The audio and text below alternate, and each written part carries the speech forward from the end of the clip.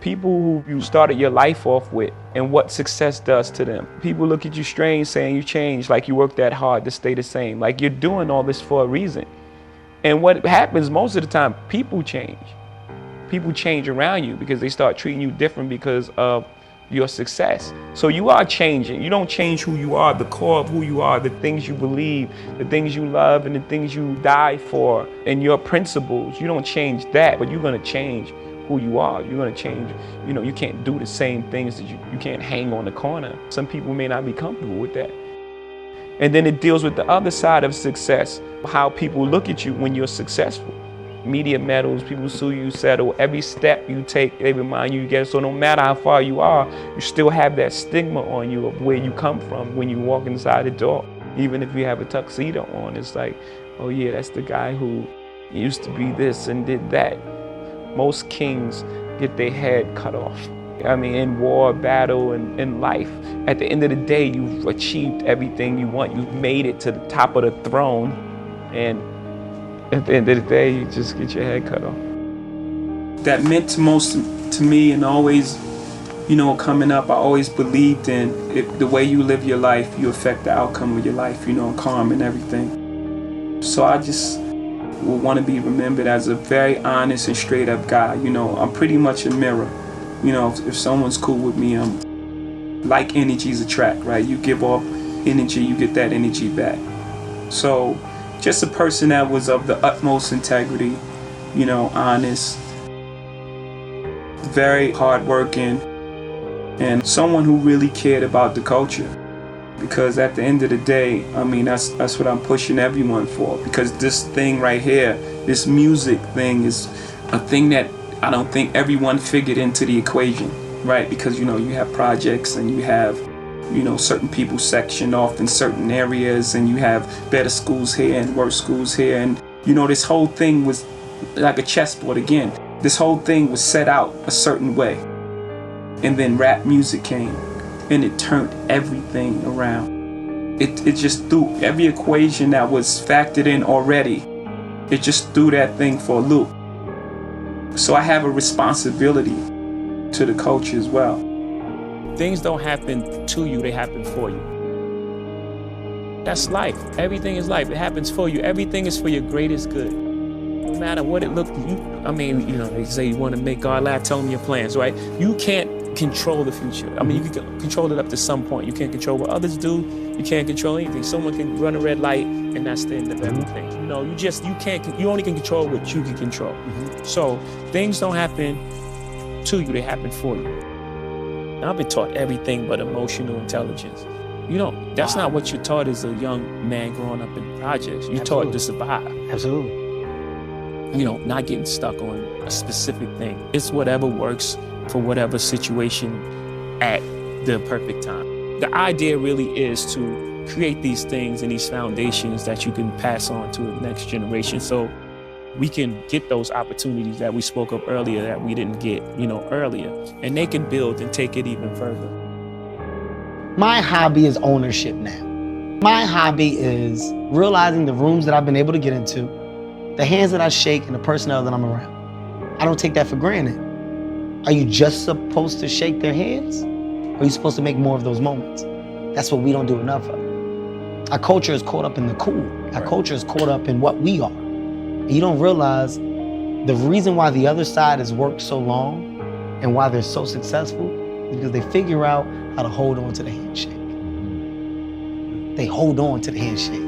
We minimize the opportunity to grow and be around and be a part because we're so self-involved, where real wealth and opportunities are built. I now do, and my priority is that. So the way you talk about me when I made that decision, my new decision is to focus on that. Right now I'm chasing what's the thing that I can build that will last and that other people can come through and other people can say, I went through this tunnel and this propelled me to doing blah, blah, blah. How many jobs can I create in here? Someone sees someone doing something and then say, I want to do the other version. I want to do the Burger King version of this McDonald's idea. And then it's not based on their love or passion of what they want to do. It's based on getting the look that makes people think we're equals. Yes. And we got to get out of that space, obviously, you know, as a people, and really lean on each other and work and talk. And I think for some reason that's been the most difficult thing. And I think it's difficult because the assumption of egos from some of the biggest people that would be at that table of they'll probably never do it, or he'll probably never. There's an assumption of personnel and what that person may or may not do. But I think the correct table of men and women and just the will and want to do something together, it changes a huge narrative, and it's scary. Yeah. It's scary as to what we could actually do if we actually sat down. Yeah. You know, no one wants to lose control. It's like, is he getting more than me? Then this person's doing that. You know, but I think we're getting closer. Once we eliminate some of them barriers of like just so many people involved, you know, we can figure out a way to like really just like join together and do things.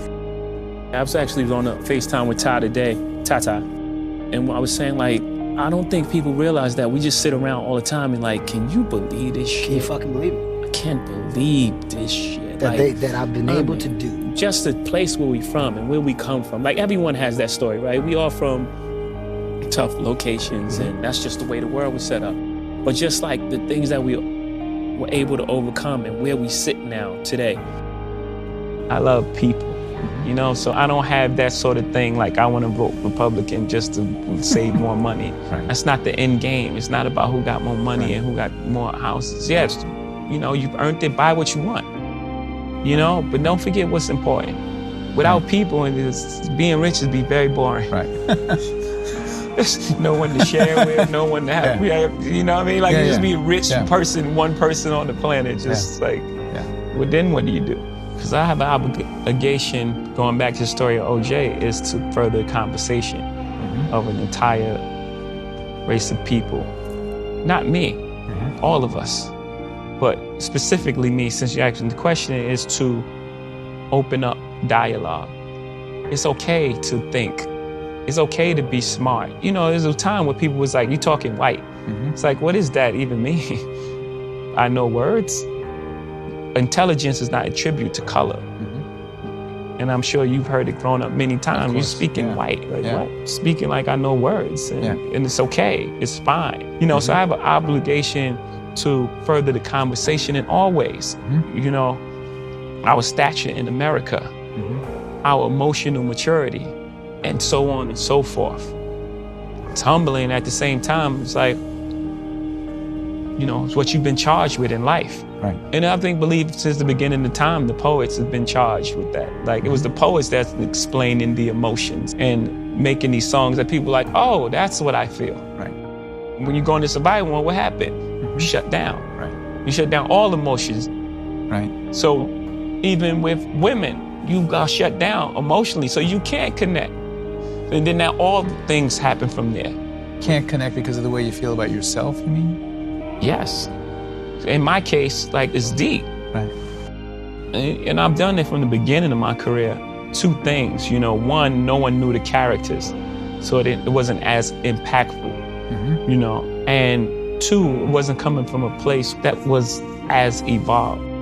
And it's very difficult, you know, it's hard. It's hard to hear songs back. It's hard to perform songs, but I feel it's the most important work that I've done, and I'm very proud of it.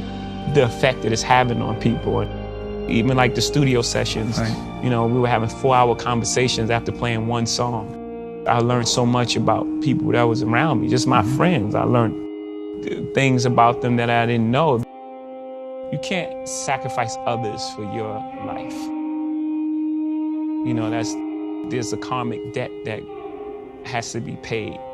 Had I had the level of consciousness then that I have now, things would have turned out differently. And just knowing that, I definitely want everyone to know that. I walk in representing hip hop. You know, I don't try to hide that or try to, you know, talk different or, you know, or hide the fact. That's where I came from, you know. You hip hop guy, you're different. No, I'm not different, you know. I mean, I'm different as an individual, but a lot of people haven't had conversation with everybody in hip-hop. Usually it gets categorized as you guys.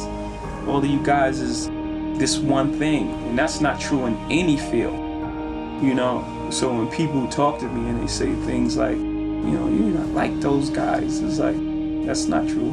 You should have a conversation with those guys.